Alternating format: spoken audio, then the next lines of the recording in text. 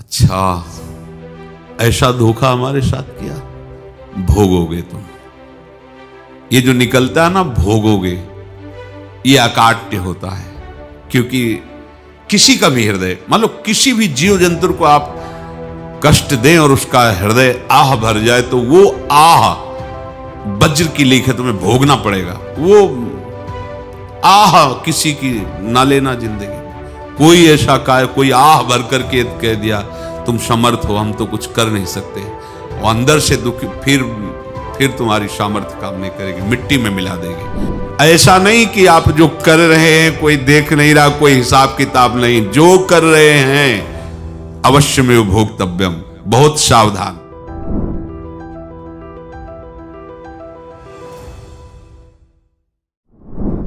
जीव स्वयं नित्य निरंतर कर्मों के जाल को रच रहा है और अपने आप को बांध रहा है। आपको मुक्त होना है, बंधना नहीं है। जीव का जन्म कर्मों के अनुबंध से होता है, कर्मों के बंधन से होता है, और उसको अपना ऋण चुकाना होता है। कर्मानुबंध ये बहुत सूक्ष्म विषय है। जैसे आप जिस परिवार में जन्म लिए हैं, तो उस परिवार के लोगों से आपका ऋण है, इसलिए उसी परिवार में आप आए हैं। और ऋणानुबंध, उसको बिना चुकाए या बिना वसूल किए आप वहां से जाएंगे नहीं। आपको लेना है तो वसूल करना है, और देना है तो चुकाना है। ये पूर्व के जन्मों से निश्चित किया गया है। जैसे किसी के यहां पुत्र हुआ, जन्म से ही पैसा खर्चा शुरू हुआ, जो बड़ा हुआ तो उद्दंडता के द्वारा मार पूरे परिवार को क्लेश पर क्लेश देता चला जा रहा है। ये तुम्हारे कर्म का फल है। या ऐसे शक्तिहीन बुद्धिहीन ऐसे पागल पूरे जीवन सेवा करो, तुमसे अपना हिसाब चुकाने के लिए वो आया है। अब परिवार के जो सदस्य जुड़े आके, मतलब पत्नी आते ही पूरी हृदय में आनंद, परिवार में आनंद, और जीवन भर वो आनंद ही सुख देने के लिए उसका जन्म हुआ। वो अपना ऋणानुबंध मुक्त, और आते ही भयंकर क्लेश खड़ा कर दिया, बीच में दीवाल और झगड़ा वैसा, फिर अतरे दिन मारपीट शुरू, कलह अशांति, पूरा जीवन नरक हिसाब करने आए। यहां ऋण चुकाए बिना कोई जा नहीं सकता, ऋण चुकाना पड़ेगा।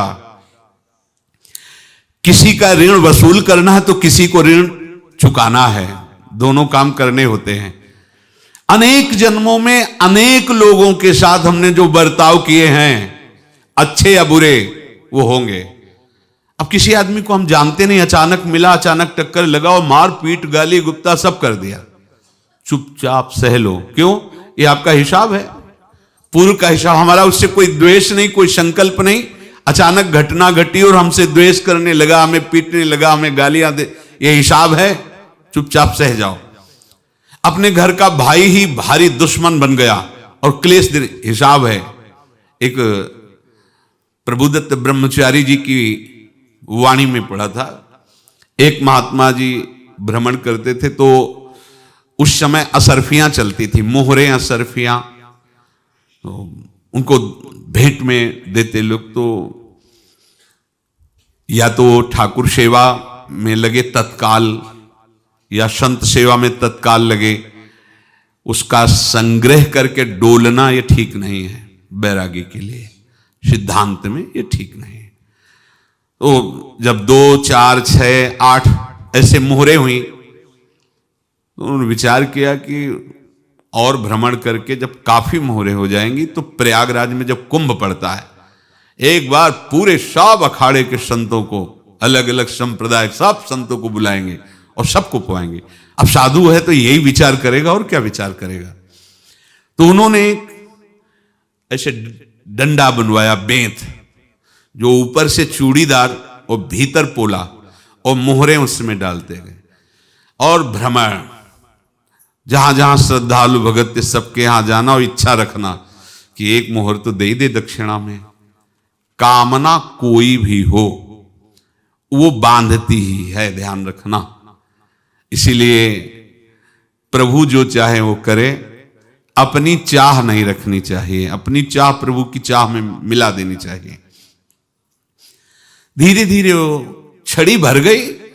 भ्रमण करने वाले महात्मा चूड़ी लगाई, इंतजार करते रहे। जब प्रयाग का कुंभ पड़ा तो चले। तो रास्ते में एक गांव में पूछा जाता है, जैसे कहीं रुको कि कोई श्रद्धालु ऐसा है जो संत सेवी है। तो कुछ लोगों ने बताया, हाँ एक परिवार है बहुत संत सेवी है और आपको मिलाते हैं उनसे। आइए महाराज, घर में रुका। खूब अच्छा हलवा पूड़ी पवाया और जो घर के मालिक थे चरण दबाए। चरण दबाते दबाते उनकी दृष्टि पड़ी उस डंडे पे। इतना मोटा और ऊपर से कुछ चूड़ी सी भी नजर आ रही, इस डंडे में तो कोई रहस्य है ही है। अब महात्मा जी को खवा पिला के सुला दिया। महात्मा जी जब सो गए तो पत्नी से धीरे से कहा, वो डंडा लाओ बाबा जी का। डंडा, वो चूड़ीदार जो ही खोला पलटाया तो सैकड़ों मोहरे। ऐसे संत रोज पधारे भगवान, तुम आनंद हो जाए फिर क्या। पत्नी से कहा, नाप के कंकड़ लाओ। वो तो महात्मा जी तो खाए खीर पूड़ी, आराम से सो रहे। रात में पूरी प्लानिंग करके उसमें कंकड़ भर के चूड़ी लगाकर सिराने रख दिया, सारी मोहरें हटा ली। महात्मा जी आराम से छड़ी उठाए तो वजन पक्का। वैसे बड़े लोग चतुर होते हैं, पर ये नहीं जानते कि कर्म कितना भयानक होता है। और उनकी कोई संतान नहीं थी, पर धन में इतना प्रेम उनको था। बहुत सावधान। साधु महात्माओं के पास जो अर्थ है, गृहस्थी अगर आता वहीं से है, पर अगर उसको जोर जबरदस्ती या किसी छल कपट से, तो वो उसका विनाश ही करता है। आज तक का प्रमाण है। अब उनको ये भाव पता नहीं होगा, या पता होगा तो लोभ के कारण वो उसको मान नहीं पाए होंगे। महात्मा जी गए प्रयाग में, किसी अखाड़े पर रुके और वहां प्रार्थना की कि कल जो है संपूर्ण अखाड़ों का निमंत्रण किया जाए और सब संतों को भोग पवाया जाए और उनको दक्षिणा भी दी जाए। महंत ने सोचा कि बहुत बड़ा है तो उत्सव है, क्योंकि प्रयाग में कितने हजारों संत महात्मा सब। तो उनका महाराज बोरों इसमें चीनी और टीनों घी लगेगा, सब व्यवस्था। बोले आप मंगाइए, एक एक हिसाब हम करेंगे, हमारे पास सब व्यवस्था है।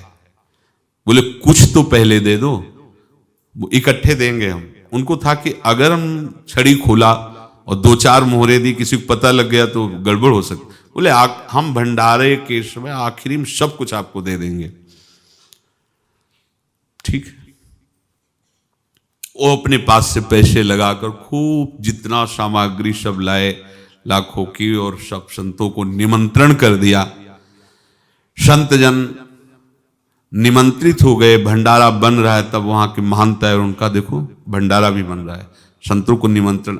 अब आप अर्थ की व्यवस्था कीजिए, क्योंकि इतनी बड़ी हमारी सामर्थ्य नहीं थी जितना हमने किसी तरह हमने व्यवस्था की। अब मुझे अर्थ चाहिए, तभी आगे की व्यवस्था बढ़ेगी। संतों को दक्षिणा देंगे और जिनसे अर्थ लिया उनको दे। देखो रसोई बन गई है सब।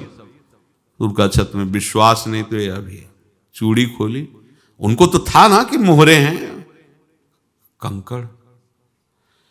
तो अब जैसे कितना उनको सदमा लगा होगा। हजारों संतों का निमंत्रण, रसोई बन, मतलब संत हो के छल कपट। तो उनका महाराज आपने तो हमारा नाश कर दिया, जो महंत थे। अब बताओ रसोई बन गई, संत निमंत्रित हो गए और आप ये कंकड़ दिखा रहे हैं हमको। आपने तो हमें बर्बाद कर दिया। हमारी इतनी सामर्थ्य नहीं थी, आप पहले बता देते। संत होकर ऐसा छल कपट। अब वो बोले तो क्या बोले, क्योंकि उनको पता था कि मोहरे हैं इसमें। अंदर से उनका चिंतन गया उसी सेठ के पास, अच्छा ऐसा धोखा हमारे साथ किया, भोगोगे तुम। ये जो निकलता है ना भोगोगे, ये अकाट्य होता है।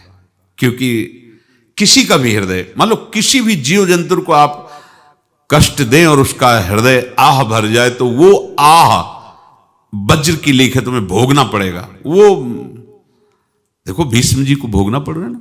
सांप को ऐसे धनुष की नोक से उठाया और बंबूल के कांटों के ऊपर फेंक दिया, कई दिन तक शेदा हुआ, वो आह भर करके मरा। तो आपको 6 महीने बाणों की सैया पर आह किसी की ना लेना जिंदगी में।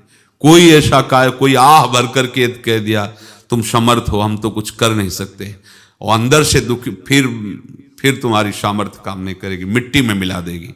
फिर ये तो संत थे और भगवत आराधना के लिए, संत आराधना के लिए ही ऐसा किए हुए थे। अब इनका कैसे मुंह दिखाएं, अब क्या करें। सुबह संत जन आएंगे, सबके बीच में हमारी कि देखो इन्होंने, अब क्या करें। गए और संगम में जाके छलांग लगाई, अपने प्राण त्याग दिए।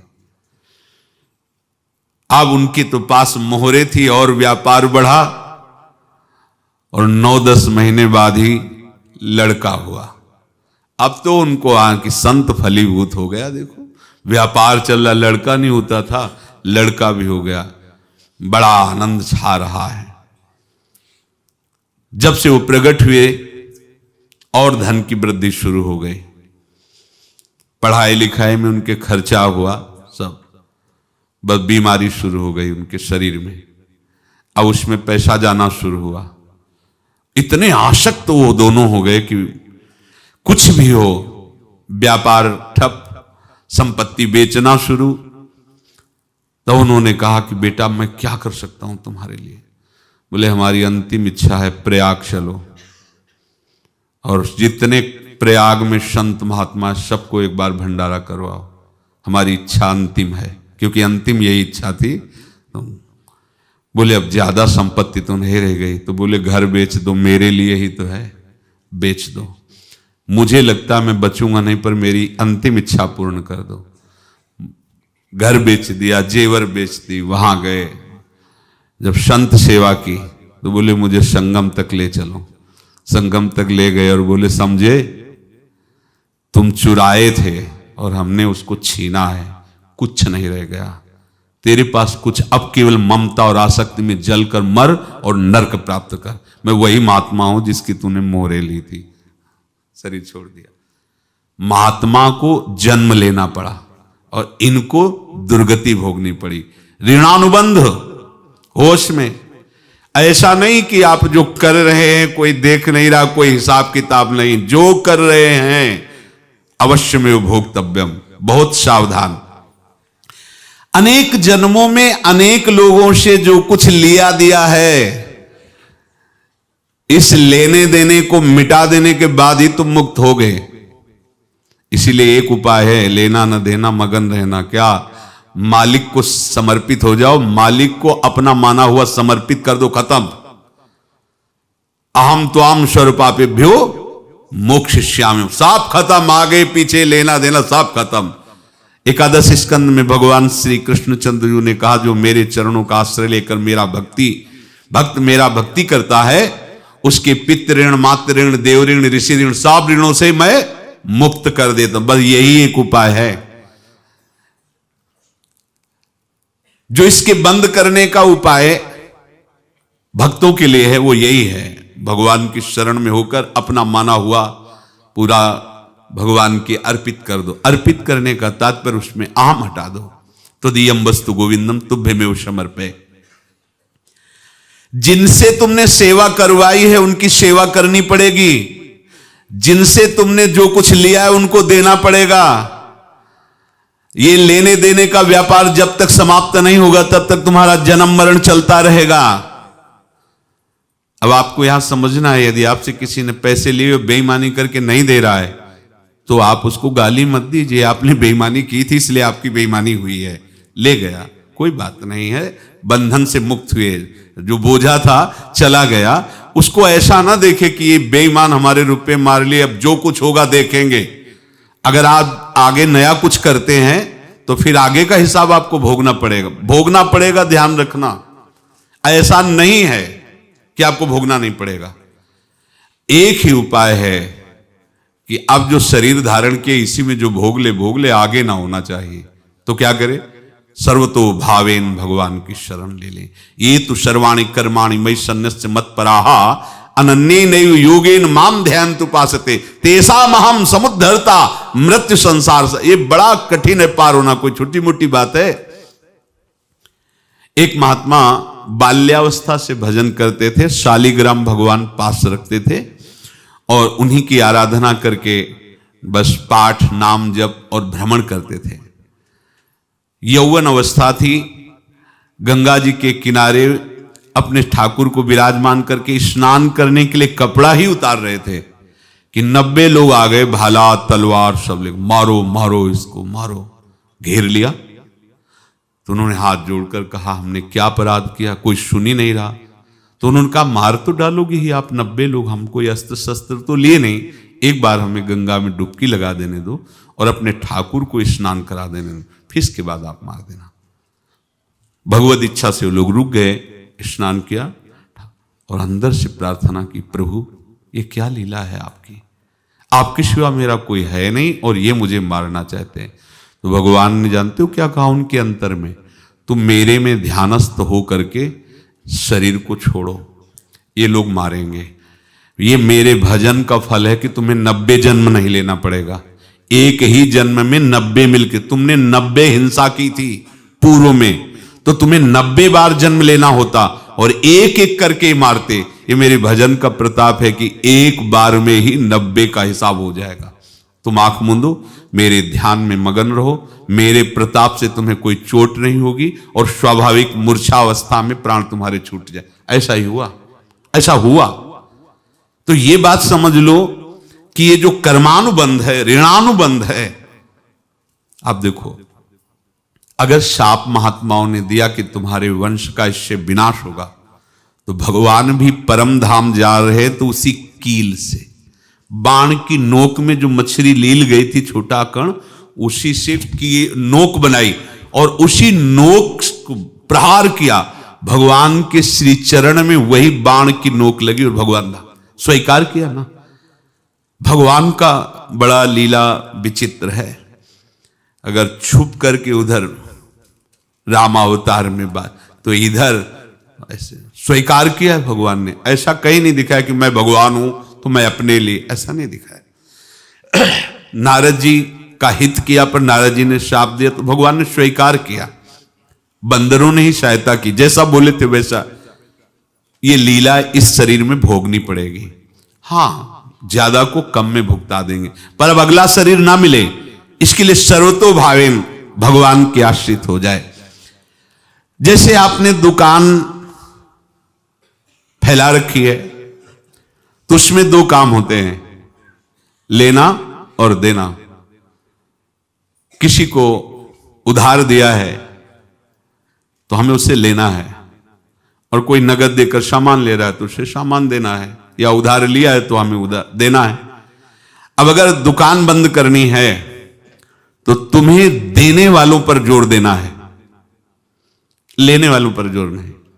लेने वाला तो जाओ हम क्षमा किया, समर्पित किया, हमारा कोई संबंध नहीं, खत्म हो जाए, वो खुशी हो जाएगा। लेकिन देने वाला तुम अगर दुकान भी उठा दोगे तो जहां भी रहोगे तुम्हारे पास वो आएगा, लाइए हमारा।